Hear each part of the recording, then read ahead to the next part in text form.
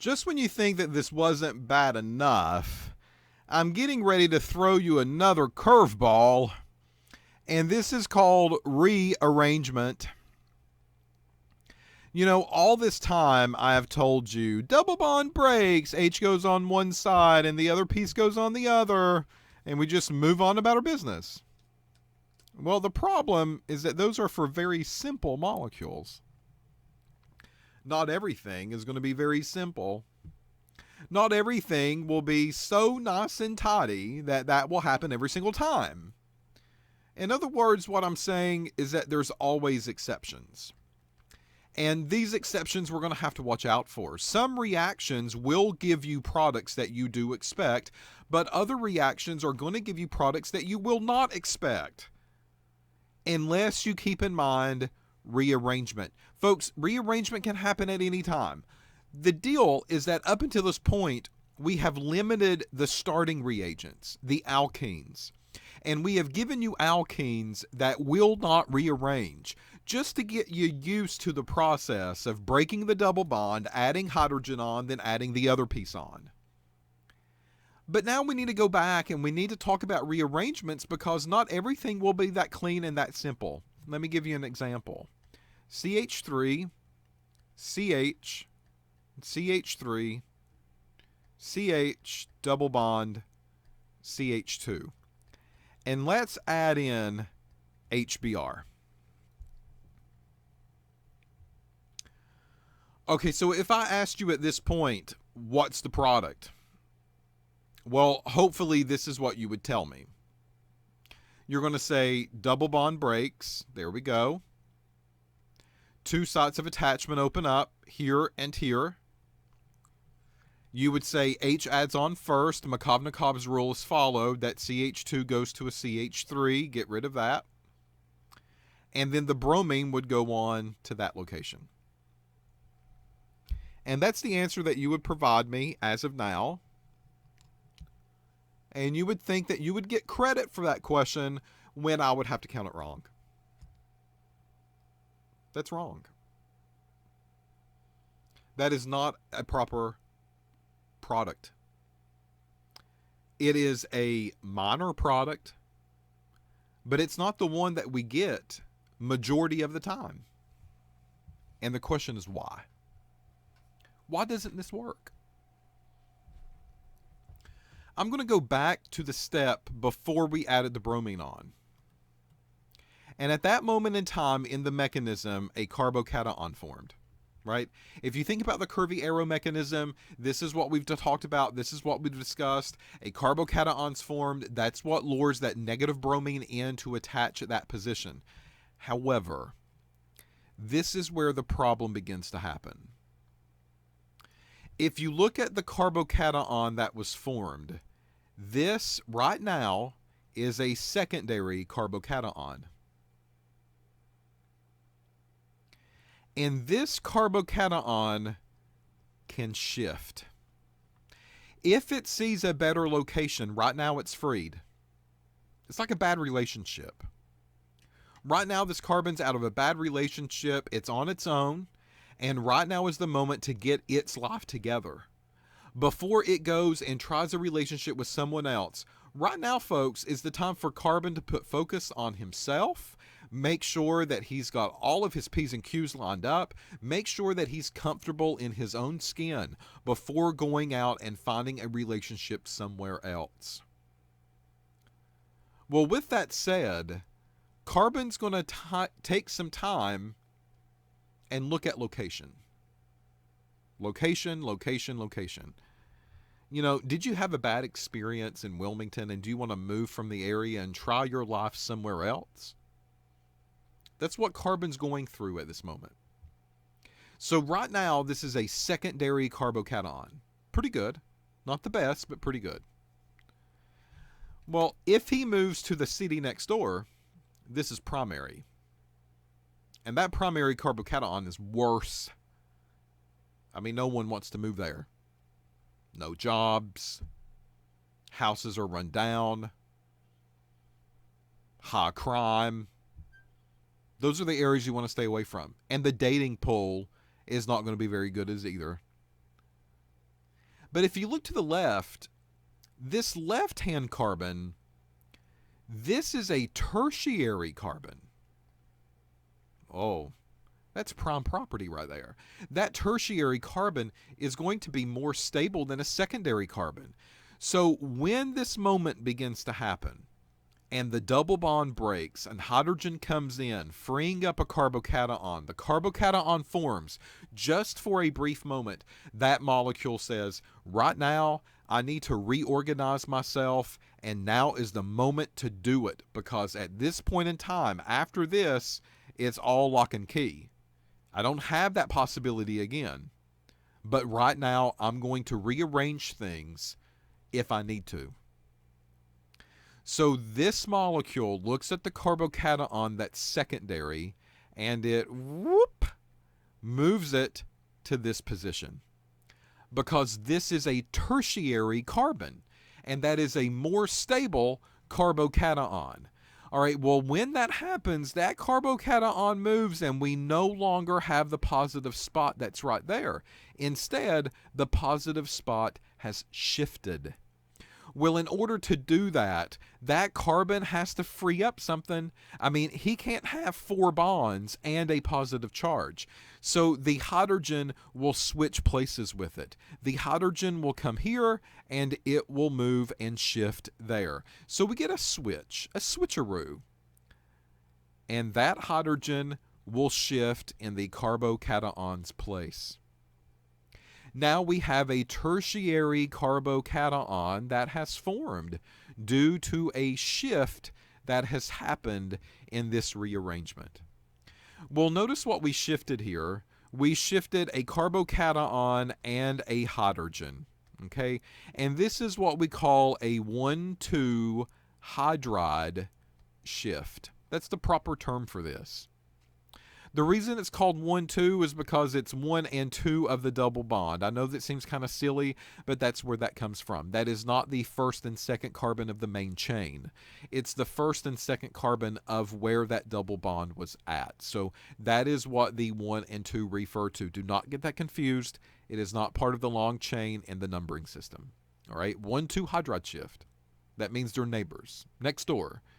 Carbocation and the hydrogen switch places, because the carbocation becomes more stable if it does. And now at this point, what happens? At this point, now that we've got a tertiary carbocation, is that is the site of the location that the bromine will come on at this point in time. So what you would see is a mixture of products again. No big deal. We see a mixture of products. But the one that you would have told me first is not the major product. That's actually the minor product. And the reason it's the minor product is because a carbocation shift will happen, and when it does, the bromine switches position, and that will give us the major product of the reaction. All right, here's another example. Here's a molecule. That molecule has a double bond. That double bond breaks. Hydrogen goes on first. It's going to go on there. And a carbocation will form as well. Right now, this carbocation is a secondary carbocation. The question is, can it shift? And the answer is yes. If it goes right-handed, it always can. If it goes right-handed, well, it's primary. It doesn't need a shift. That's not a very better location for it. It's not a good location, so it's not going to do that. But if it can shift left-handed, this could be a tertiary carbocation. And the reason that I say tertiary is because when it switches, it has to switch places with something. And right now, this carbon doesn't have a hydrogen to switch, but it's got a methyl group that it could switch. So if the carbocation forms here, and it looks at this carbon and says, that's a better location because that could be a tertiary spot for me. But in order for me to get there, I've got to switch places with something. The carbocation and this methyl group could flip-flop. They could switch as well. And we call this a 1,2 methyl shift, because we are shifting a methyl group as well as a carbocation. Just like before, we switched a hydrogen and a carbocation, and those switch places. Same thing can happen here. So up until this point, if you have told me, and we have followed our rules like we've always kind of splurted out, break the double bond, hydrogen goes here, and chlorine goes there. That's what you would have told me at this point. But that would be wrong. That is the minor product. And the reason that that's minor, again, is because before that chlorine comes in, that is a carbocation. And that carbocation looks to the left and says, right now is the moment for me to get my life together. And there is going to be a movement, and I'm going to reorganize my life to make it make better sense for me. And this positive charge and this methyl group switch places. So that's why you see the methyl group that was pointed down here. That is why you see it shift one over, because that's where the carbocation was. The carbocation goes left, and that is where the incoming chlorine will be attached. And this will give me a tertiary spot at that halogen group. And that is the major product for the reaction. Folks, this happens all the time. Every single time it's going to happen. This one, it happens all the time. 1,2 hydride shifts, it's going to happen. The reason that we haven't mentioned it, though, up until this point, is because those molecules that they were giving us, the alkene structures, they would not allow this to happen. They specifically chose the ones that we did not have to worry with rearrangement because we didn't know what rearrangement was at that point in time. So 1,2 hydride shifts and 1,2 methyl shifts, that is what those are called. Now, it happens all the time, but only if it can move to a better spot.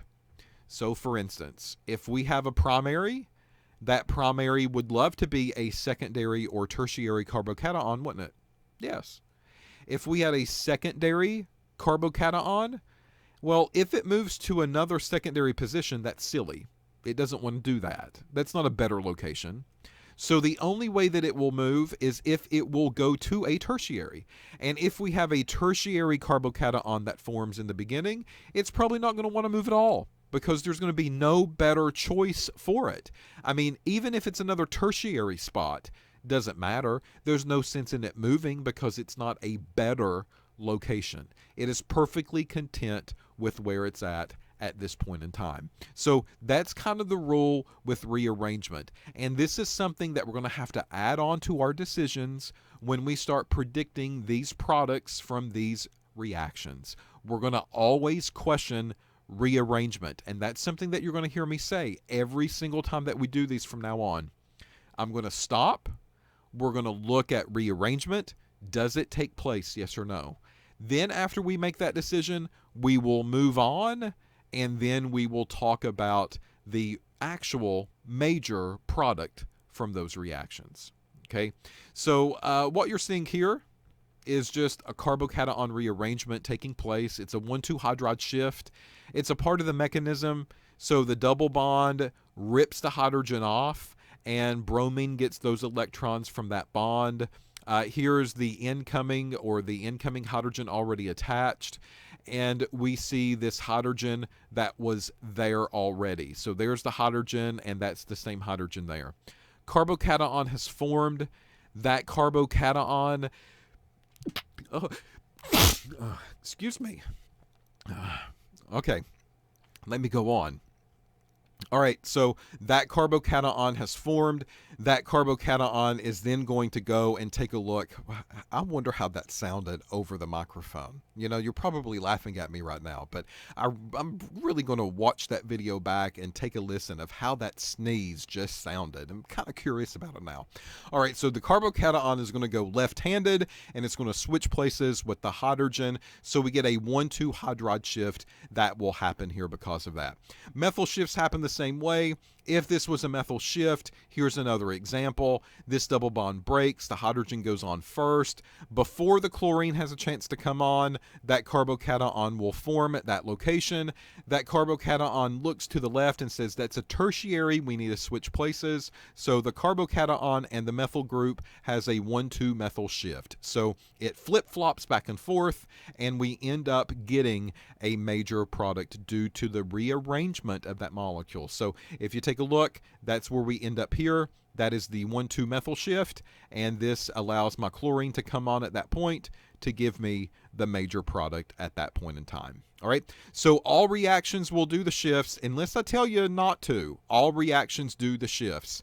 Here's an example where a shift is not going to happen. All right, so some of these molecule-wise, it allows for the possibility of rearrangement, but it doesn't necessarily mean that it will happen.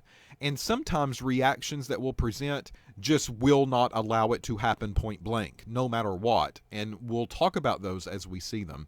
But here's an example where no shift will happen at all. So here, the double bond will break, two sites of attachment open up, hydrogen goes on first. That creates a CH3 that's going to be there. All right, so a carbocation will now form at this spot. If it looks right-handed, that's primary. It doesn't need to move. If it looks left-handed, this is secondary. That carbon's attached to two others, and it's already secondary. So it does not need to move at this point in time. So 1,2 hydride shifts would not happen here. A shift would not happen at all, period, point blank. So it's perfectly okay at that secondary because the neighbor next door, that's secondary too. So it didn't improve its life. It's nothing's better on that side of the fence. The grass is not always greener, and that carbocation is going to stay at that point. All right, so with that said, that's where I'm going to stop. I also do want to kind of bring into the discussion a rearrangement of a ring. This is something I'm not going to really focus on too much. You're not going to see a lot of questions involving this, but I do want to bring this up because we have discussed this in a slight way before in the past. Notice that this is a 4-membered ring, and we know that there's a lot of strain on that ring, and here we have a double bond. So at this double bond location, if this double bond breaks and we get a hydrogen addition that happens, we'll get a carbocation that is formed at that location.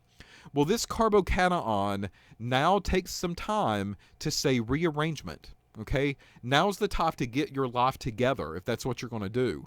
And this ring decides that there's too much strain on a 4-membered ring. And if it can cleave, and if it can hook up with that particular carbon right there, then it can expand the ring. And we call this ring expansion. So this rearrangement can also really promote a ring expansion that will become much better as far as strain is concerned. And it's went from a 4-membered ring to a 5-membered ring. A 5-membered ring to a 6-membered ring can also happen as well. So this is something that I don't really focus too much on. We just don't see it a lot, but I at least want to mention it and say that this is a possibility. The molecules are always looking for a way to make them more stable. And this is one of those ways that they can do that. So if they can get rid of the strain due to the really weird bond angles, especially in rings, that might occur in these examples, then they will kind of expand and open up on us. But we just don't see a lot of those examples. I won't ask a lot of them. You probably won't see those in Blackboard or on a test either. I might tell you to do a 1-sentence explanation of ring expansion. What does that actually mean? But we won't do any examples with them at all. Okay? All right, so before I stop the video, I kind of went ahead of myself. I want to do one example.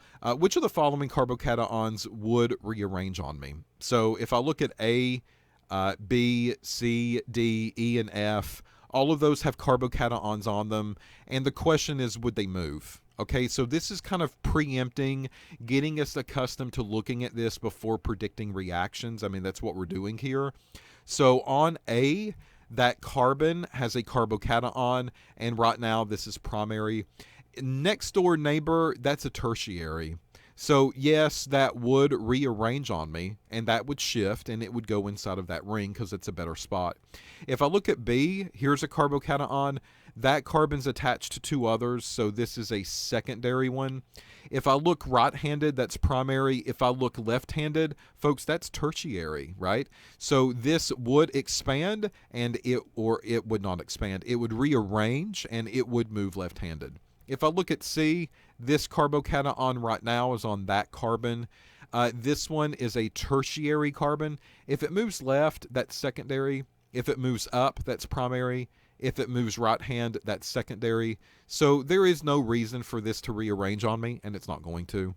For D, here we have a carbocation. That carbocation, if it goes left, it's primary. If it goes up, that's primary. If it goes right-handed, well, that's attached to two other carbons, so that's secondary. Well, it's tertiary right now. There's no need for it to rearrange. So, no, it will not rearrange. Sorry. We go on to the next. For E, here we have a carbocation. That is a secondary carbon right there. If it goes down, that's still a secondary carbon. And if it goes up, that's going to be a tertiary carbon. So yes, this will rearrange, and it will shift to that position. And then for F, here we have a carbocation. To the right, that's primary, and to the left, that is secondary. Right now, it's secondary. Is there a reason for it to move? No, not really. It's secondary right now. It's perfectly happy. If it goes left-handed, it's still secondary. There's no major difference, no improvement. So it's just not even going to bother. They're kind of lazy. Whatever. All right, so there's an example problem of looking at these carbocations and figuring out if they will rearrange on me or not. So in the next example or the next video, we will do another example problem, and we'll look at actual reactions, and we'll stop and pause to see if rearrangement would occur now, and then we will go on and predict the products that would be formed.